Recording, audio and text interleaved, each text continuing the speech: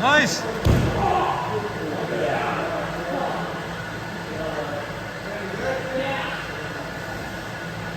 Welcome to episode 2 of the video blog.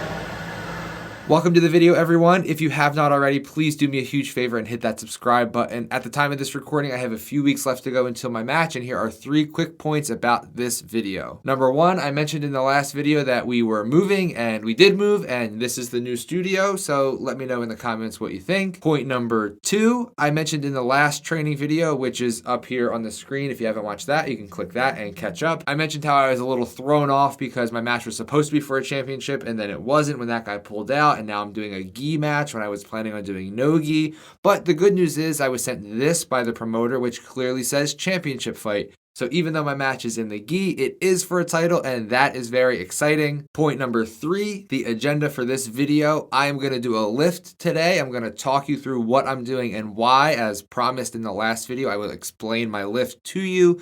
Then I'm going to go train tonight. I'm going to do a bunch of no-gi rounds, and then I will do some gi rounds because my title fight is in the gi, but tonight's a no-gi class. I'm going to get changed and get after it now, but I'll be hopping back and forth to explain to you what I'm doing and why.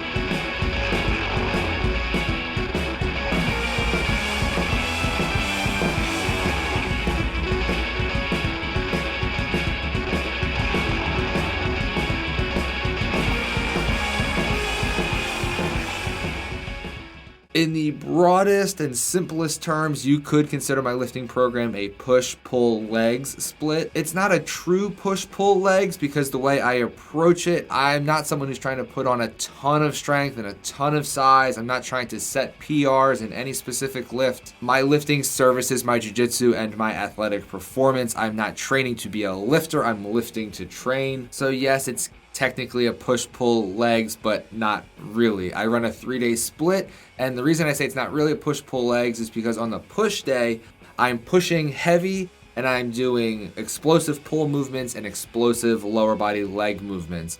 On the pull day, I'm pulling heavy. I'm doing explosive pushes and explosive leg movements. You should sense a pattern here. And on the leg day, I'm doing explosive pushes, explosive pulls, but heavy leg stuff. And lifting in this way, I do work on my strength, but I don't neglect my explosiveness or my athleticism. If I was to do a true push-pull legs, I might push on Monday and then I don't work those push muscles again for another week. I don't like that. I like to hit everything every time I lift. But I just vary the weights and the strengths based on what day it is so I can kind of hit all aspects of lifting. I like to lift in 4-week cycles where I'll do 4 weeks of 10 reps per set, and then I'll go to 6 to 8 reps per set, and then I'll go to 3 to 6 reps per set, all for 4-week blocks. And on average, I hit about 10 sets per muscle group per week. This is what works for me. It's what's worked for me for years with minor variations here and there. So let me know in the comments how you lift, what program you follow, and what works for you. I'm going to finish this lift. I'm going to go train tonight. Today will be exhausting, but I'm glad you're along for the ride. Let's get after it.